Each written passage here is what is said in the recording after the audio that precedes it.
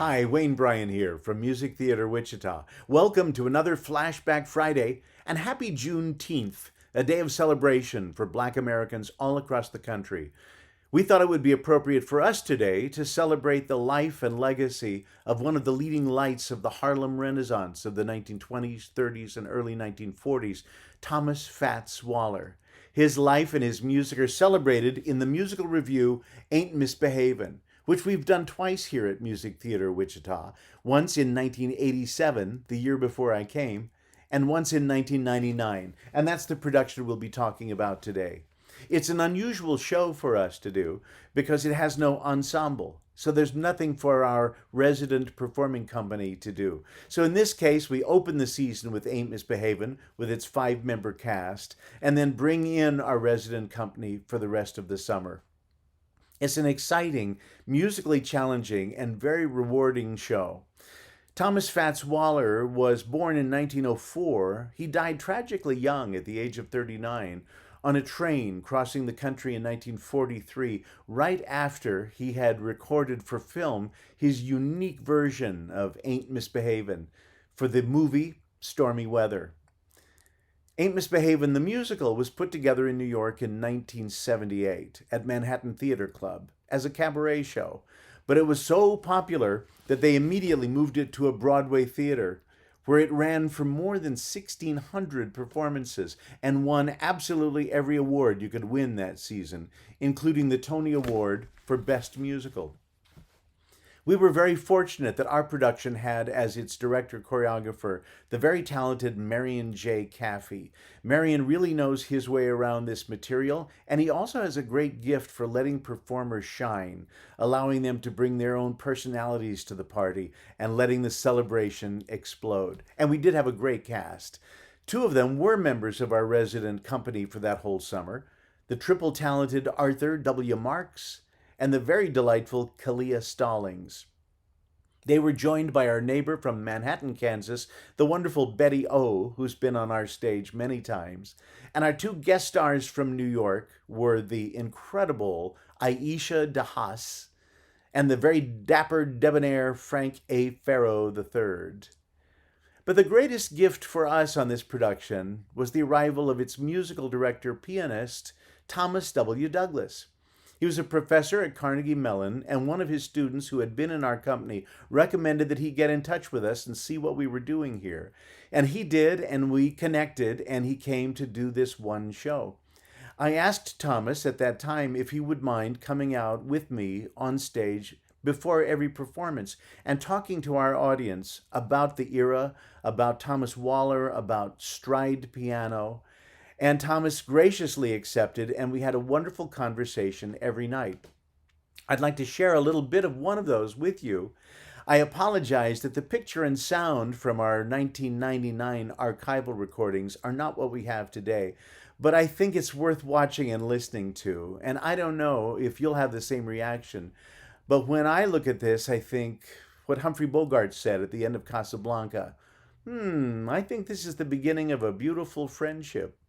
And indeed it was. After Ain't Misbehavin', Thomas came back for a couple more guest conducting jobs, and then we decided we just couldn't live without him. So he's been our main musical man since 2003, conducting and musical directing every conceivable kind of show, big shows, small shows, contemporary classics. He is such a versatile musician and such a great teacher and instructor and just a really fun man to have around. And he loves Wichita, and we love having him here.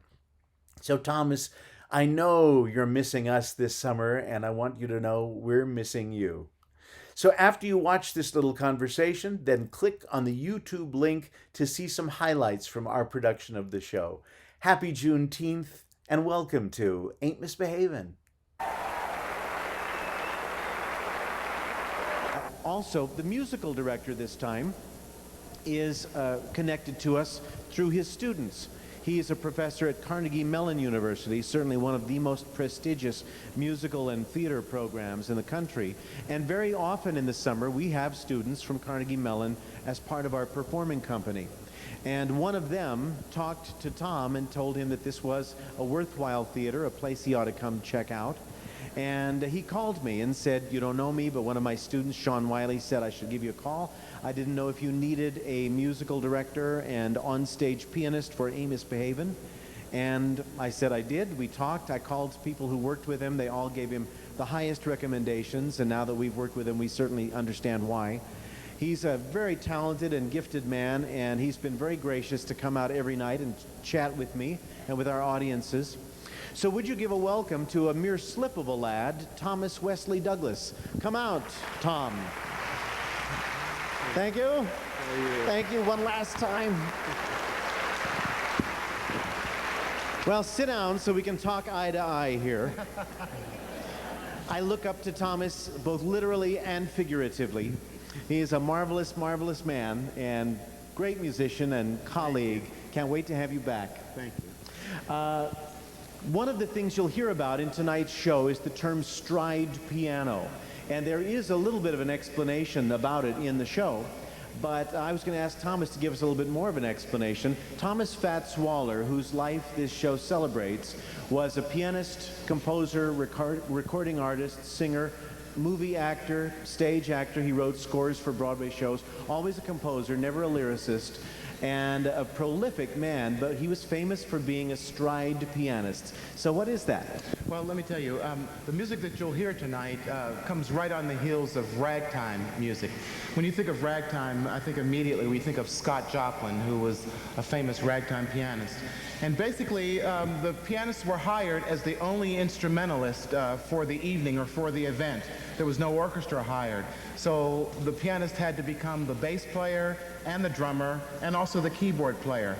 So in stride piano, what happens is the left hand provides the bass notes by leaping to the lower octaves of the piano and then toward the center of the keyboard. So they stride back and forth to get those two sounds, while the right hand is playing the melody and also doing improvisation. So get both hands together and you have many things happening. And actually, I can really feel it tonight. This is our fourth show in 2 days, and my forearms are really getting a workout. So suddenly, if in the middle of tonight's show your arms simply drop to the floor, we'll know what happened. But didn't you grow up in smoky dives, a cigarette dangling from your lips, playing this kind of music? No, not at all, not at all. Actually, I grew up and began to take piano lessons when I was in second grade. At that time, they would herd us all into the same classroom, and each of us began with a book that was more wide than it was tall. It was red, and it was called Teaching Little Fingers to Play, the John Thompson series. And I see some heads shaking. Yeah, you know that book. Yeah. What I love to see is how little your fingers are now. Yeah, right. And so, where did you practice? Well, I practiced at home. My father is a funeral director in Pittsburgh, and there was always a piano downstairs next to the dead bodies. And when I first would sneak there just to pick out melodies, my parents decided to give me lessons, and I continued to practice there until I graduated from high school. Nobody ever sat up and gave you an ovation? No. So you have found our audiences much livelier. Oh, yes. Thomas Fats Waller was trained as a classical musician. His father was very religious and thought jazz was from the devil's workshop. So Waller played classical music, and even to the day he died was a specialist in Bach. I know your background began as classical. Is there any facility that carries over from playing that kind of music to what we're going to hear tonight? Well, it absolutely carries over. And in order to really accomplish this score on the piano, you need the technique that you develop from playing your Bach and your Beethoven and your Mozart score, but also you need improvisational skills. And I guess the combination of those two makes this score and makes this music really work. There were times when I was first sent the score 2 months ago, I was very excited because I've known AIN'T MISBEHAVIN for about 10 years and have always wanted to work on it. So I open up the music, but I see for at least a half a page, several times through the score, just a wavy line, and it says ad-lib.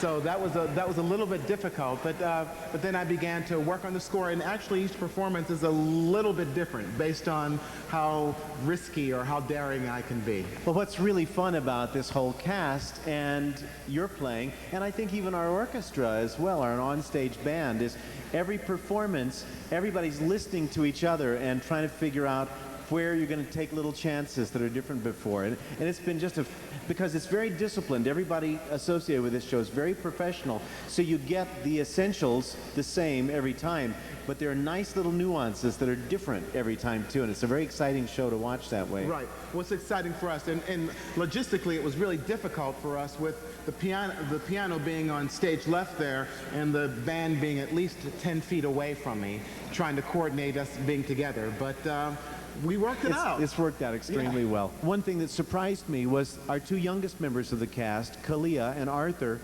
were very, very anxious to do this show because it spoke to them, even as young African Americans growing up in the 90s, it spoke to them about the heritage and history and the way their family talks to each other when they're all together. Do you have any thoughts on that? Yeah, it's very true, and there's such a strong oral tradition in many cultures and in many ethnic groups, but particularly the African American, because that's what I'm familiar with, that there are many stories and songs and music and traditions that are passed from one generation to the other. I'm the fourth generation of Douglases, and so I can only go back in my ancestry for 4 generations. And we know only from our records that my great-great-grandfather was born in slavery, and that's all we know. We don't even have a name for him. So all the more reason that we wanted to guard and protect and preserve all of our traditions through the church, through the family, certainly through the music. Spirituals, you were saying, have signals in them too, some of them. Right, right. And your history is exactly right, Wayne, that the drums were taken away from the slaves, but they developed other ways to communicate. And many times spirituals were used not only as a cry of one's heart to God, but also to communicate some plans. There's a famous spiritual, Elijah Rock. It says, Elijah Rock, shout, shout. Elijah Rock, coming up, Lord. And Elijah Rock was actually a location, a rock that they named Elijah, and they knew, okay, we'll meet there, and we're going to be coming up, or we're going to go. So, yeah, sure, these oral traditions became ways of communication. Well, it's your last performance here. You head off tomorrow for where? Yeah, I fly into Cleveland tomorrow, then head to Morgantown, West Virginia to start working on a show. I have a rehearsal tomorrow at 2 o'clock. Oh, good. Well, you'll be well rested. Your arms should be ready for that, huh? But you know, I'm really sad about leaving. I woke up this morning just wanting the hours to go by very slowly, knowing that this is going to be my last day in Wichita. I've had a wonderful time here. The audiences have been spectacular, really warm and very responsive, and working with this company has been just fabulous. Well, we'll see him on this stage again. Please, would you join me in thanking Thomas Wesley Douglas? Eh? Thank you. We'll be back in a bit.